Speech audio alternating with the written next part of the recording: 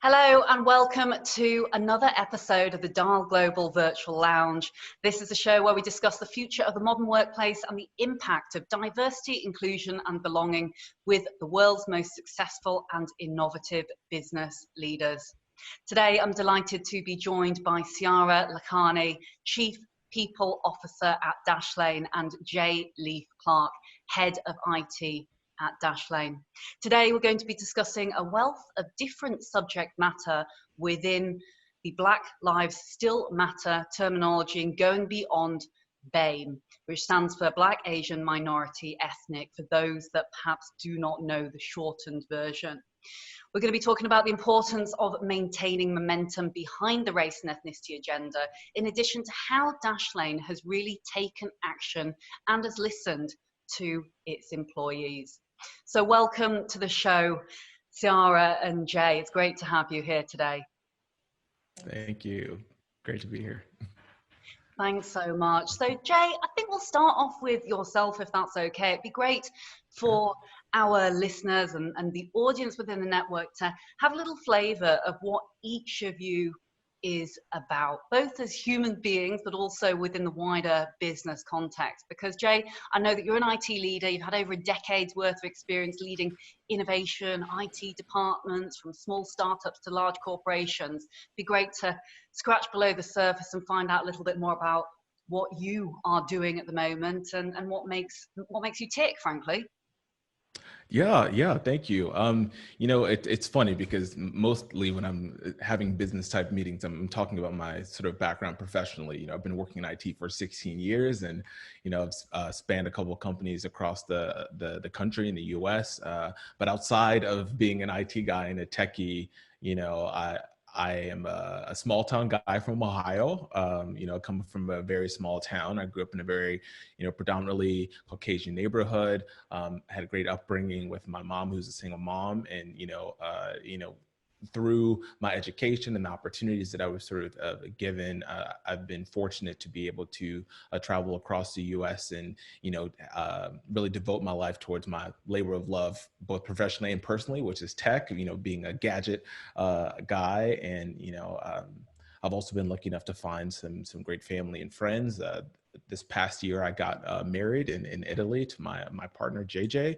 And, we lived in California, but recently moved to New York to be with Dashlane. So, outside of that, what's funny is I never really thought of myself as an activist. But with all that has happened in 2020 and just throughout my career, it seems as though it is a topic that has become in the forefront of my mind these days. So, I know we'll talk about it in a bit, but I've recently devoted some energy to start an initiative on my own to focus on the issues that face Black people in the U.S. Fantastic. And I hear through the grapevine that you describe yourself as a tech junkie, which is brilliant. Yes. Yes, I love all gadgets. I literally am talking on and looking at a gadget that I have on my own. So yeah. Excellent. And Ciara, so Ciara, you're obviously Chief People Officer, and we had the fortunate pleasure of meeting through a mutual friend, Campbell, who speaks very highly of you indeed. But you've had a phenomenal experience within the global chief people arena, working for a whole host of very well-known companies indeed. And I believe you studied psychology as well in your early days. So talk to us a little bit about the work that you're doing and how you came to be where you are today. Yeah, so I mean, Jay shared he grew up in a small town. I grew up an hour north of New York City. It was also a predominantly white town. And I was late for my first day of kindergarten, and I didn't know how to select friends, and everyone was playing with each other. And my mother had told me, find someone who looks nice and go up to them and ask them whether they want to play. And I have to admit, I was shallow. So I saw a girl with very beautiful, shiny black hair, and I asked her to play. She became my best friend, and she taught me how to button my coat, which my parents hadn't taught me. And I taught her to speak a bit of English because her parents had come from Taiwan while pregnant with her. And that was my first experience while in school, that people did stereotype people, act with bias towards them, and kids would run around pulling their eyes and I think I threw blocks at them to try to defend her. But yes, after studying psychology and moving into the HR space 17 years ago, instead of throwing blocks at people to try to make the world a better place and give people the opportunity they deserve, I've been doing that through HR work, and always learning every day, especially this year, ways that we can do more. Even if in business, I don't believe we can do enough, but we can do our part towards that. So yeah, I'm thankful for Jay to be here with me today, because I don't want to speak on behalf of all of Dashlane. And you asked a little bit about what I've done in my career. This is my third startup at Dashlane, and in between I spent half a decade at GE, which was very international. So I was traveling a lot. Now I haven't traveled since January, so that's a bit weird. Not used to it yet. And I'm happy to go into more of that later. Fantastic. We've both got great backgrounds, and I have to say, I already feel that that some of my personal experience resonates with both of your experiences.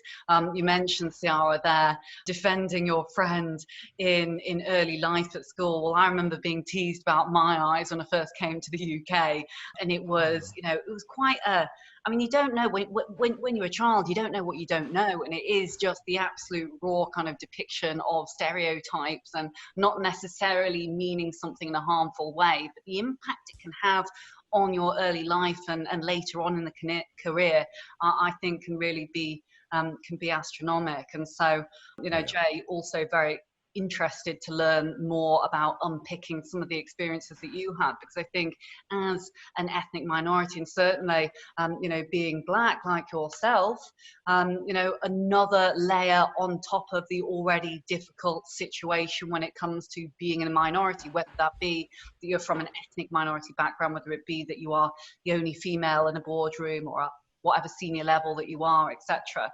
It's really interesting seeing how this kind of juxtaposition between personal experiences has really kind of played out in various individuals' careers, and certainly how individuals who are at the senior level that you both are, now have found this kind of passion within the diversity and inclusion belonging landscape, and that is from those early kind of childhood and growing up experiences. Absolutely. So before we start, for those of us who don't know, tell us, what is Dashlane? Well, Dashlane is on a mission to fix the UX of the internet through making it easier for you to use. So filling out all your personal information, payment information, generating and filling out secure passwords on any device. Many of us are using different devices for our phone, from our work computer, etc. So that's what Dashlane does. Excellent. Is that how you would describe it, being a tech junkie, Jay? Yes, because prior to even coming to Dashlane, I was already an avid user on all of my devices. It is my lifeline, basically, as someone who's always on the net. So. Excellent. So let's get into the nuts and bolts of the conversation then, and talk a little bit, perhaps Jay, with you first, around some of the work that's been happening. You mentioned earlier in the introduction that you have put a lot of personal passion into some of these key initiatives, specifically around race and ethnicity. Talk to us a little bit about how that came about and the relation between that now and the employer being Dashlane from a people perspective. Absolutely. It's funny that you mentioned, that we all mentioned sort of early life. A lot of my early life experiences and even my early career experiences have really shaped my perspective of corporate America as it exists, be it in the startup space or in, larger, enterprise organizations.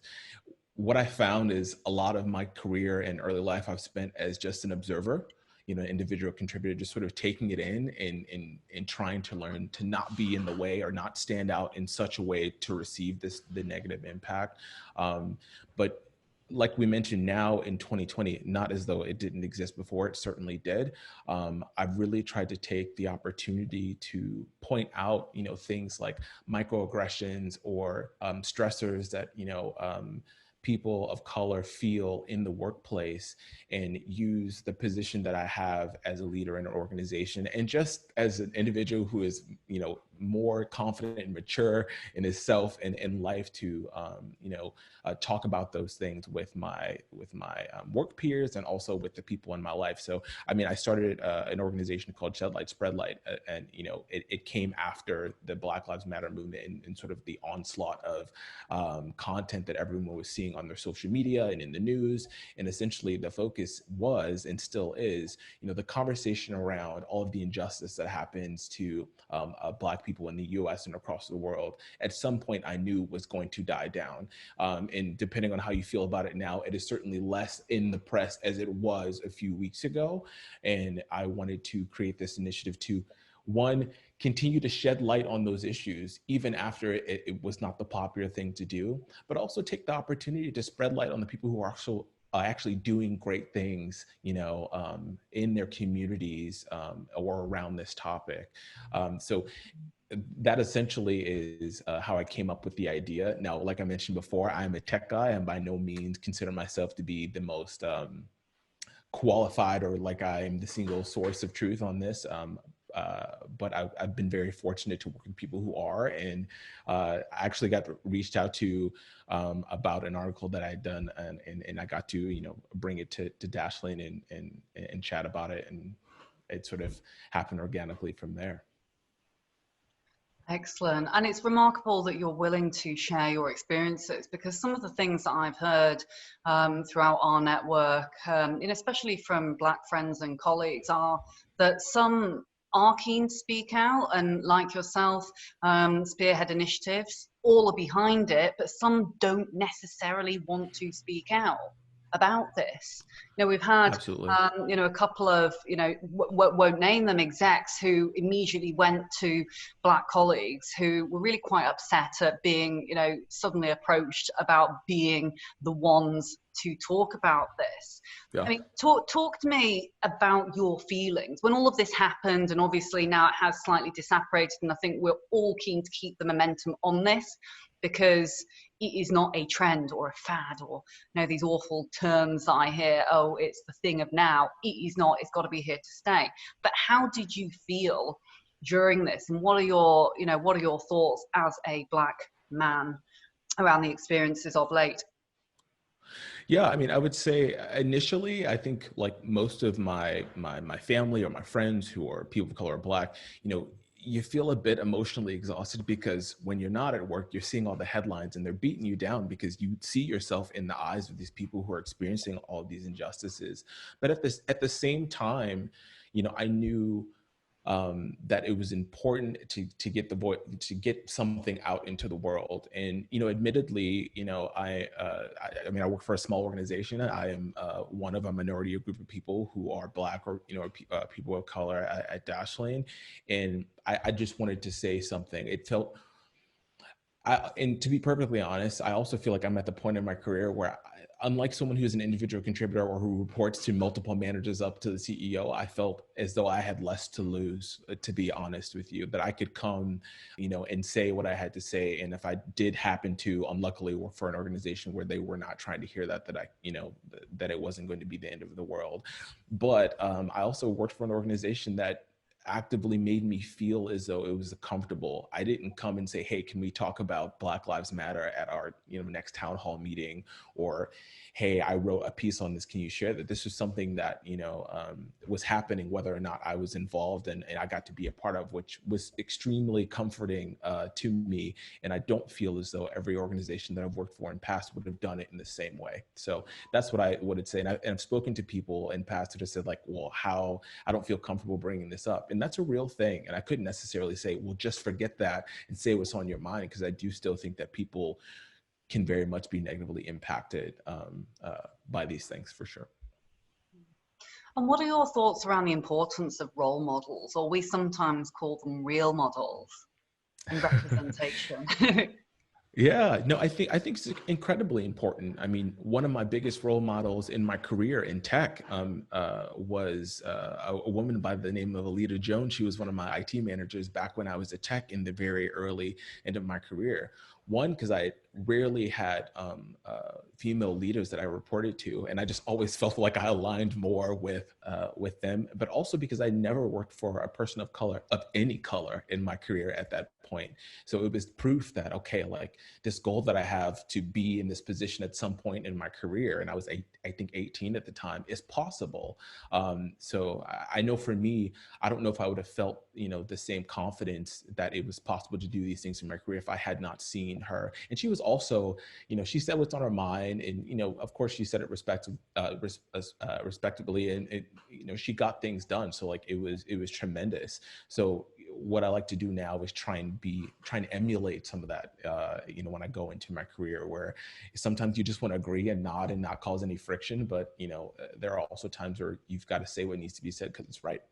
Sorry, Ciara, I didn't want to interrupt you there. I was just actually about to ask your thoughts about the response that Dashlane as an organisation had in the wake of everything that has happened, which is just as important now as it ever has been. Yeah, it's a good question. And we, as we're a 300-person company today, but we had doubled our headcount only last November. So we're starting very small. There were 84 people when I joined the company. Our largest office is still in Paris, where we were founded. So we're also in this context where even talking about diversity, equity, inclusion, belonging is something where all three of our countries are like, no, we have a very different way that we do that. And that was tricky. So after I joined, we started, once I was able to hire my first professional who was not dedicated to recruiting, to work on, okay, how do we build a diversity, inclusion, and belonging, we didn't have equity yet at that time, agenda for the business. And we started out by having a lot of conversations with people. And unfortunately, those conversations from France yielded a lot of ethnic diversity, and its tracking is illegal in our country. So since we're mostly in France, this is not, we're not going to do this American thing. And we had to make a choice, like, do we push something? Because I knew that I could get the CEO's support, and he, having lived in the US for the past decade, even though he's French, is very passionate about doing better on these issues. Or did we want to have more discussions and slowly get the organization ready? So it's interesting because we had our official launch of all things diversity in 2019, actually. So at least we had done something before the Black Lives Matter movement started. But I think it's been both an opportunity within the company to spread education, as well as, something that I think was a bit tricky and stressful, and no best practices for the people involved. So when the Black Lives Matter movement started spreading rapidly in the US, we had some people at the company, be it in Portugal or in France, who are very plugged into social media on an international basis and very progressive on the issue. But then we had other people who were like, what is this? Why is our CEO speaking at a town hall about something that is happening in the US when the majority of the company is in Europe? And that is not what feels important to us this week. So we went through a lot of that and trying to decide, how do we spread education to other parts of the world so that they can hopefully become more supportive and understanding of what Black people especially are going through, and our overall diversity agenda for other groups as well. But how do we make sure that we don't push too hard in a small organization that lacks a lot of context, where we might get them to shut off? Because something that I'm always talking about in my broader HR career, and the people partners that our team are coaching managers, is if you want to influence people and convince them of something, you usually need to have a Venn diagram where there's some overlap, like there's some common context, something you can both agree on. So I think in this case, it has been challenging to find that. But our CEO, actually being French, as well as Jay himself, sharing his personal experiences, where when we saw his first article that he wrote about how exhausting it was to be Black and during a pandemic, we asked, like, can we share this, right? Like, are you good with us sharing this? And that was put on the blog, that was shared by many of the executives on social media. And then other people started to check it out, and it was very different especially in Europe, from things they had seen previously. But I think that started to open people's minds and made an impact. That's excellent. And I'd be curious to hear both of your thoughts on this, but often the power of storytelling is the absolute key piece that pushes that snowball off the top of the hill and starts to gain momentum. Because I think unless, you know, and again, correct me if you think differently, but unless people have had that lived experience, they can't possibly seek to fully understand it. You know, I can be a great ally, or at least I hope I can be a great ally to, you know, friends and colleagues who are Black, but I am not Black, therefore I can never fully understand other than try and educate myself on this. And so the fact that you had people who were proactively then resharing the story, and it became, you know, actually quite a proactive and organic piece. You know, did that fill you with hope, both of you? And certainly, Jay, how did you feel about that when you saw executives starting to share this and for it to start to kind of gain momentum? Because, you know, you talked, Ciara, about, you know, almost these different cultures, different diversities within the organization as a whole, and bringing them together can be a real challenge. I'd say for me, I mean, it felt great. It was a first, you know, to have, you know, a chief so dialed into an issue outside of just financials, right? Actually talking about a social issue on a professional platform when, you know, people were sharing on their LinkedIns, on their Twitters. I think that was amazing. And I think from that, because a lot of employees, you know, look up to professionally or personally the executives that we have, you know, people would come and ask me questions, which I think is great. You know, I think when you read about a story on the news, there's the tendency to look and go, well, maybe this happened, or this is the circumstance, which is the reason why this happened to this particular individual. But if you look at, oh, a colleague, I know Jay, he seems really nice. Like, he checks all the boxes that I think, you know, someone should check if they're a decent human being. And he also experienced this. Oh, like, let me think about this a little bit more deeply. You know, I think that holds more weight than, you know, someone that you don't really align with.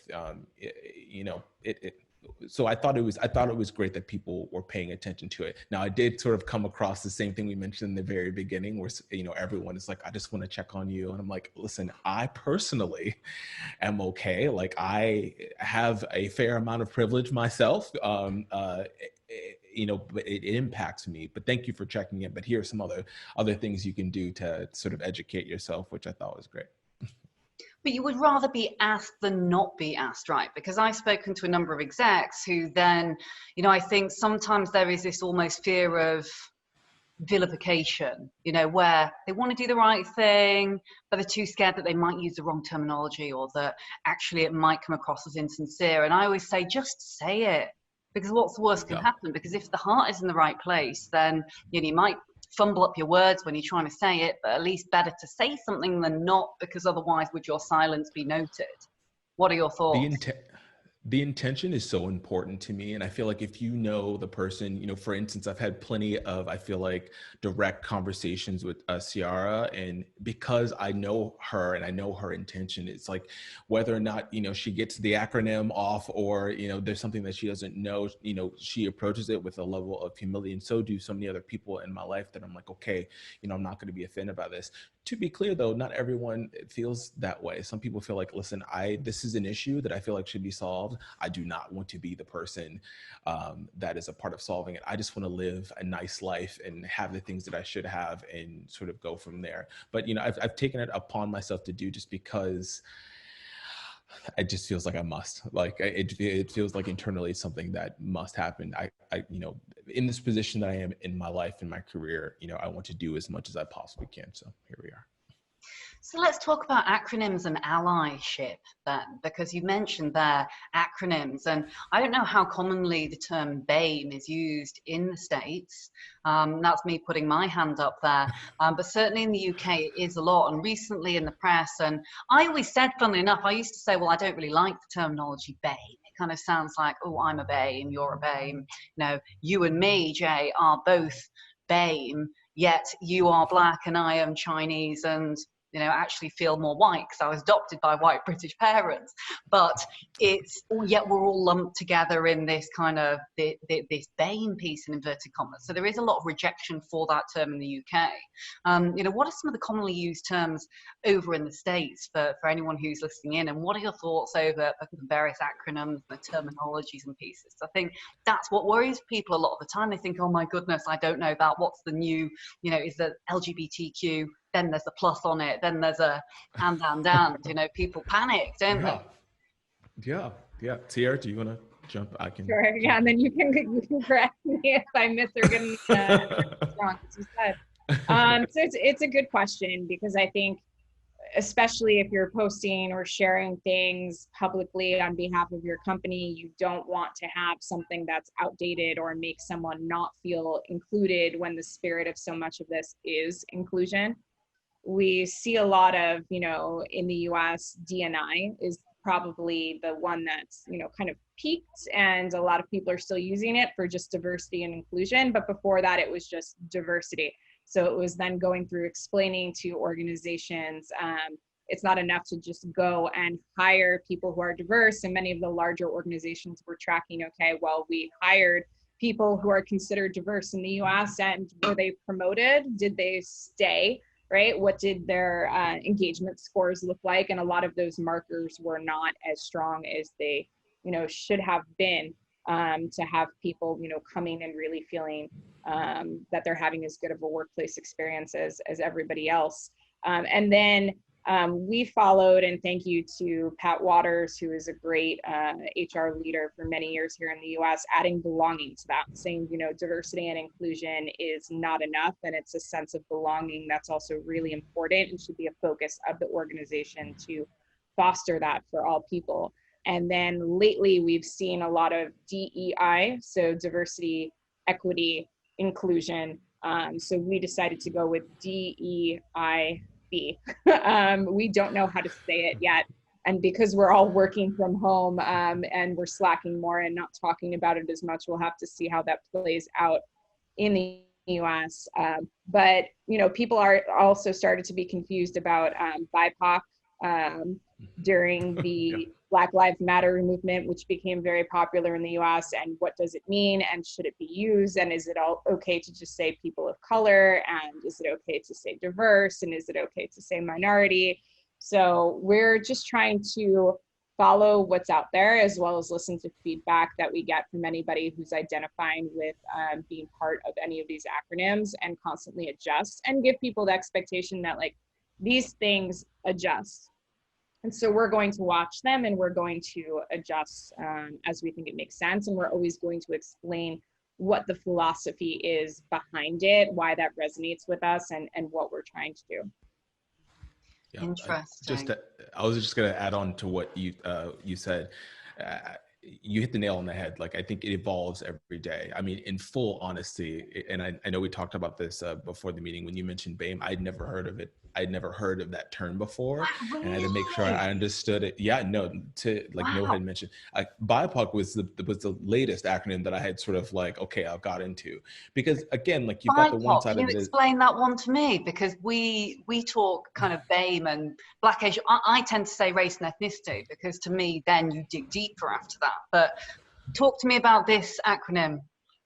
Now, correct me if I'm wrong, Ciara, but it's like Black and Indigenous people of color.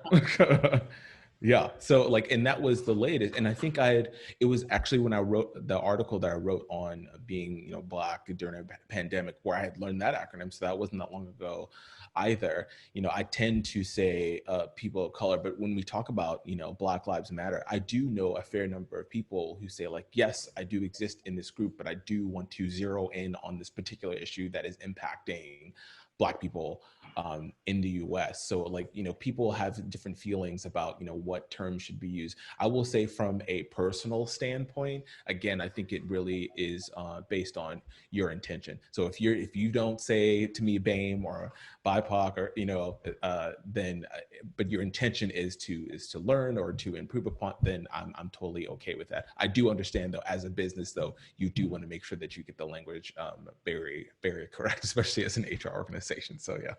I must ask, Jay, what are your thoughts around Black Lives Matter being shortened to BLM? Because we had quite a bit of conversation around this, and Really? certain parties thought BLM actually didn't demoralize, but kind of did not place the amount of emphasis on the importance of this subject as saying it in full. So we actually stopped then putting hashtag BLM next to pieces. It was the full Black Lives Matter, because then, well, it was argued that could it become, BLM? Well, it doesn't demonstrate the importance of what it actually is.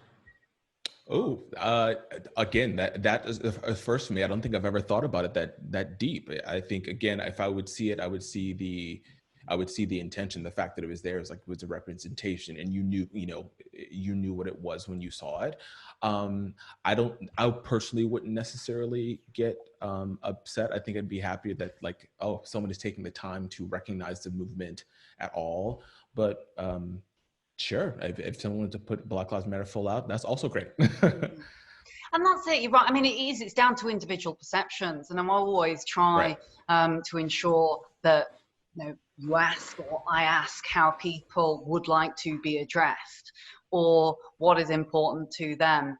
I tend to be not too offended by various different terminologies, but my feeling is around the BAME piece that it should be race and ethnicity, because those within the BAME category are so incredibly different from very, very different cultural backgrounds.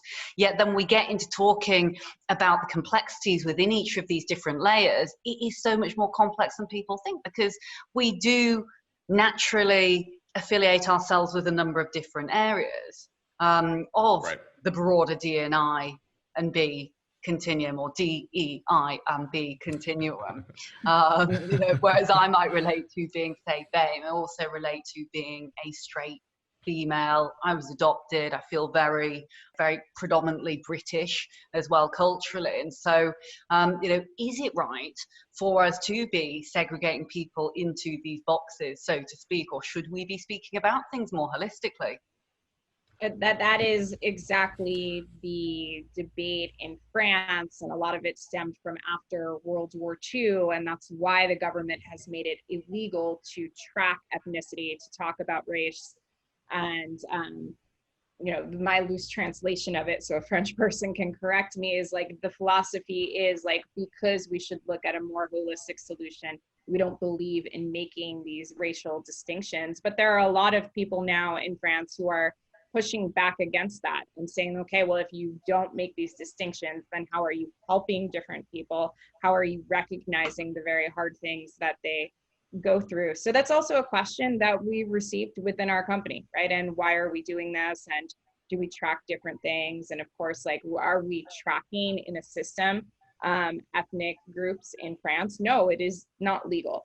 But are we trying to think about it in the same way universally across the company? Yes. And we do believe that there are people identifying at different groups, and everybody has their own challenges and their own different aspects of privilege or not. But what Black people have gone through in any country, and particularly in the US, we do feel is something that needs the most amount of focus.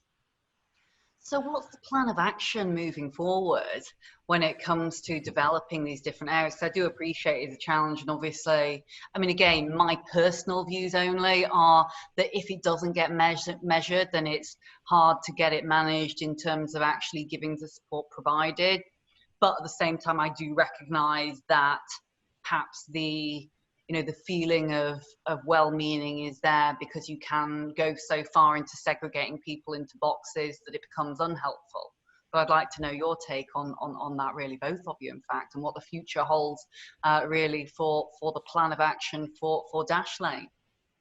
Yeah, it's a good question. And like, by the fact that you asked that and what I was saying before, it means that every time we want to consider whether we set formal goals, what type of initiatives we're going to go for, what our practices will be, we have to think about that very carefully across the different 3 countries. We have to balance the spirit of our overall diversity, equity, inclusion, and belonging agenda against different compliance issues in each of the countries. We also have to think about the size of our company.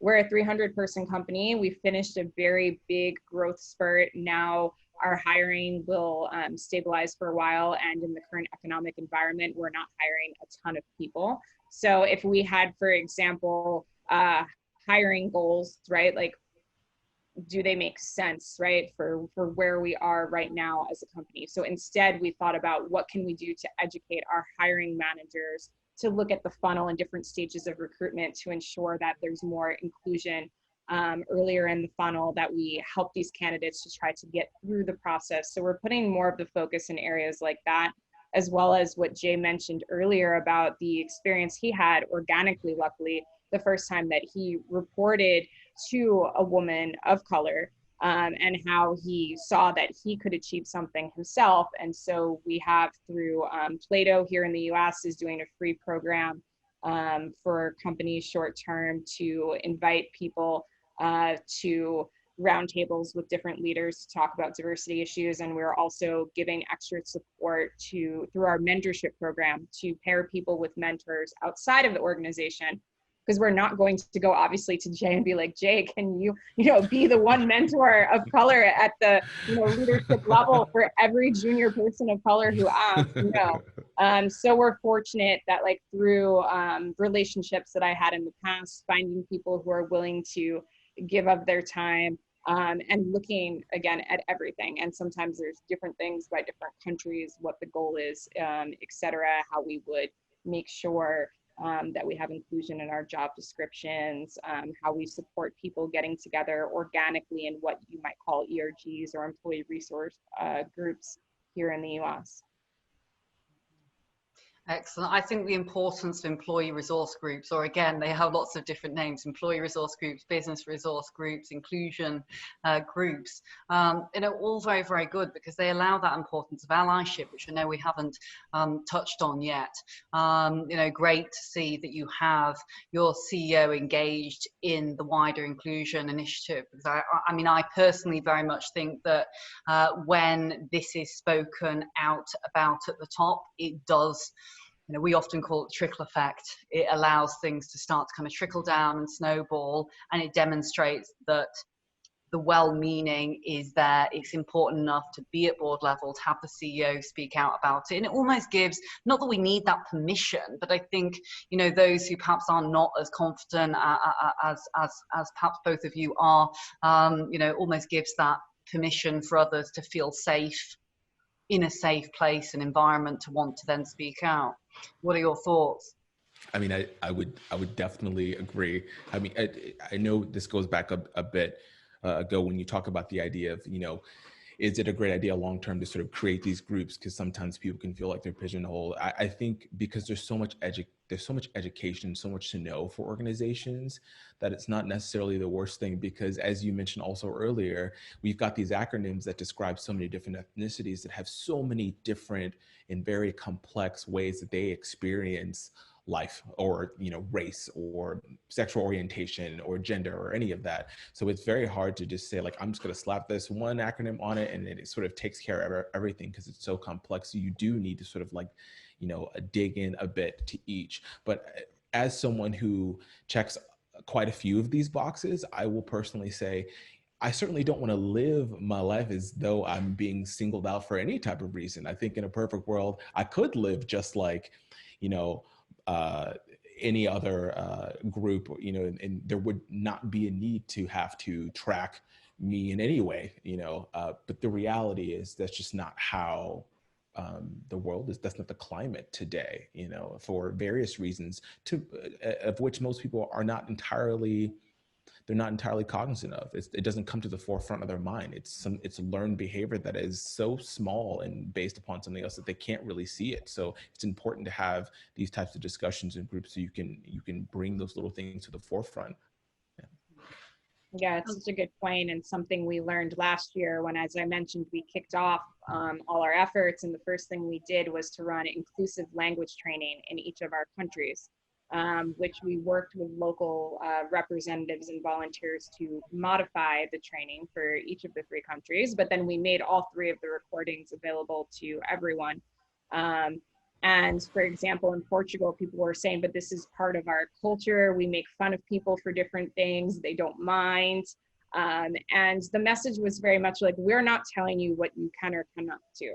We're bringing awareness around this issue. We're asking everybody to treat each other with respect, to ask people how they feel, to ask for feedback, to have the kind of relationship where if somebody is saying something or doing something that you feel is offensive or not supportive, that you can tell the other person, and that we make this more safe and okay in our organization. It started a lot of dialogue, right? And so it was a lot of work to deal with all those conversations. It made some people uncomfortable. Some people said, well, now that we know all the ways in which we can offend, other people, we're scared to say anything. And it was a great tagline from Culture Amp, which was be brave, not perfect, right? And so really underscoring with people, like, you will mess up, but try to do the right thing and have that open and respectful dialogue and try to get better. And we chose to do that instead of what's very popular in the US, and we'll see if it shifts, which had been unconscious bias training, which is just making people aware of their biases. And the research on it is mixed. And some of the research actually shows that when people go through the training and they become more aware of their bias, they deepen acting with their bias. And so that's always been something that's been very concerning to me, because I'm like, I don't want you, out of good intentions, just follow a trend regarding diversity here in the US, put people through training, and some of their behavior might actually become worse after this training. So that's why we chose to go with inclusive language and to develop it completely within the company and with volunteers and getting people's voices in there. So we plan to do more things like that as well. And I think that's one of the big challenges around, what you were raising with all these discussions around acronyms and other things. Like, this is important, and we need to benchmark to other companies, and we need to do whatever the contemporary things are at the time to show, especially people who want to join the organization, people in those groups at the organization, that we're trying to stay on top of it and we care. But we also need to make sure that we don't spend too much time just debating performative optics instead of actually thinking about how do we make a difference and how do we understand the experiences and challenges of people, right? So that's also a balance to come back to. And we've been very fortunate to have Jay as a leader who wants to speak up, but not every company has that, right? And we also, don't want to push it. So like, we were very happy when Jay started Shed Light, Spread Light to say, like, would you like to come talk about this? Because we could see that he already wanted to be engaged, that he wanted to get the word out. But there are other Black people in the organization who we would love them to speak, but we're not going to go to them and be like, do you want to speak? Can you speak? Because people may not feel comfortable to say no, right? But we did, like many companies in the US, I don't know if this also happened in the UK, at the beginning of the Black Lives Matter movement, there was a trend, particularly within tech companies, to have open forums to talk with people about how it was making them feel. And as a traditionally trained HR person, this is obviously terrifying, because you know that you're going to have different people, and somebody might say something offensive, and that might just, be a negative experience for people on the call. But we were lucky to have our CEO lead it. We did make the decision to open it internationally, even though it was mostly a US thing. But we held it at a time where maybe it would be mostly US people, but still accessible to people in Europe. And our CEO just started by setting boundaries, right? He's like, we are here to share feelings, and we are not here to debate things.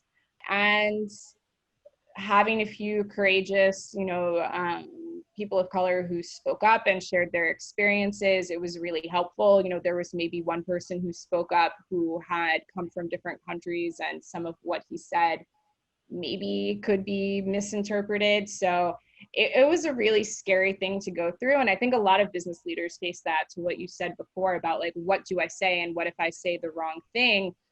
Because so many of us who are in leadership positions now, we're told, like, you don't talk about any of this at work. And that's how you make sure that no one offends anyone else. And things have changed. So yeah, we took the risk to do it. And we're fortunate that I think it worked well overall, that it deepened understanding. So we're also thinking about how do we keep things like that going forward? How do we educate new people who are joining the organization that even though they're not seen on social media right now, here are the 4 organizations inclusive of Jay's that we match donations to. That way new people who are joining know that this happens, and we can hopefully get them to donate as well. There's one piece that you said that, and that was so articulately put, I must say, Ciara. But there was one piece that you said there specifically around, we are not here to debate. I really like that, because actually it's about listening right now. It's about listening, and the second you start, how can you debate how someone feels? You can't, because that person feels that way.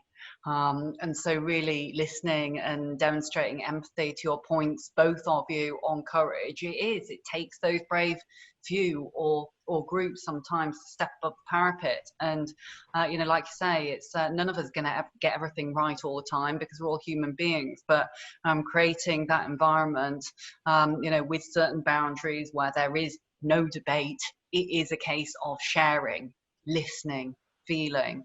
Pretty simple things, often the most impactful.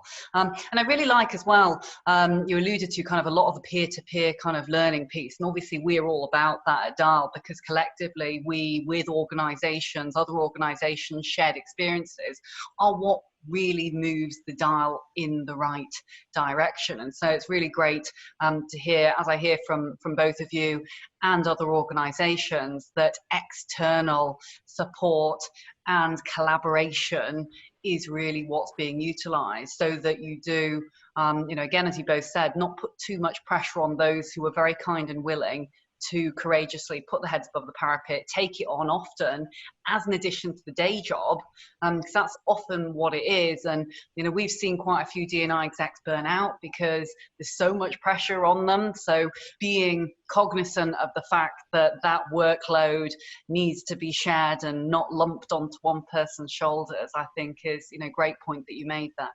So by way of summary, my goodness, I think we've covered a lot today. I mean, there's so many other things I could quite easily ask, but what I'll ask both of you just before, do a very brief kind of summary, because I can't believe the time has flown so quickly, is for anyone who's listening in, are there any kind of key pieces of advice, wisdom, or anything even personal that you might like to share that could be helpful for individuals or organizations moving forward? And it could be related to Black Lives Matter, personal lived experiences, or D&I as a whole.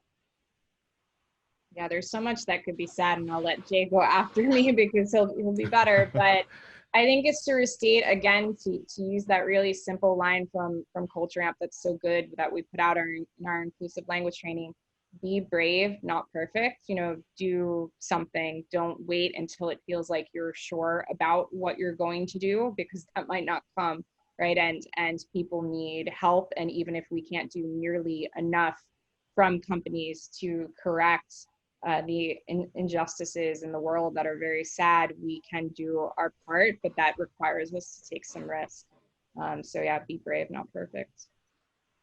I love that.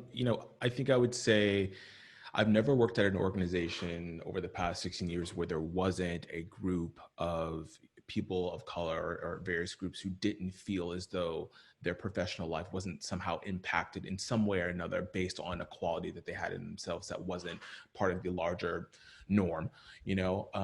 So I think I would just reiterate that these are very real issues that did not start in 2020. They're only now sort of gaining, very mainstream attention. So I guess my advice to any leader or organization that is looking to address it is to do it very thoughtfully and with a very genuine approach. There's nothing worse than just seeing the very generic statement sent on a Twitter page or put out in the press when nothing really happens internally. So if you are going to address it, I would piggyback on what Ciara said, and be brave and just know that it's not going to be perfect, but simply allowing people the platform to share their experiences and creating that space where they can do so safely is just so huge, even for me in my position today. So yeah. Well, thank you both of you ever so much. You've been phenomenal, really authentic, both of you, and so many key learning pieces that I think hopefully others within the organisation, others externally can learn from. I usually do a quick summary, but there's so much great stuff in here. I'll keep it very brief. First of all, I absolutely love the expression, be brave, not perfect. I think what really stood out to me is, as you said, Jay, this is real, these are real issues, these are real people. As long as even if you're worried about being vilified, don't worry so much about being the absolute perfect individual or saying the right thing, because it's better to have your heart in the right place and to be corrected than it is to stay silent. I think in times like we are in at the moment with social media and freedom of speech, being silent is noted more than not saying something which has good and well-meaning to it. The power of external collaborations and, as you both said there, bringing in individuals, other collaborations, organisations, partnering with shed light, spread light,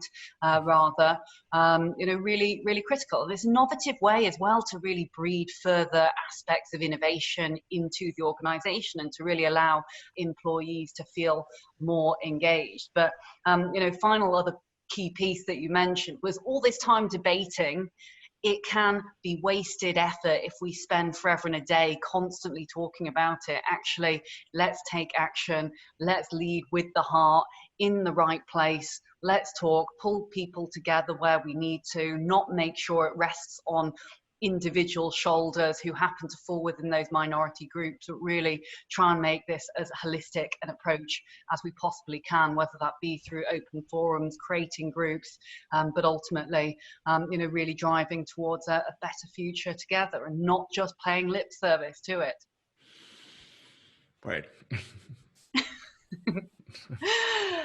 I hope that summarised things adequately. Again, I could have gone through everything all again, chapter and verse. So it was great, loads of great nuggets of wisdom there from both of you. And I just appreciate you both being incredibly authentic and honest and just candid, about things. But I try not to keep my summaries too long. I've been told they're too long because I could prolifically be talking about all of this all over again.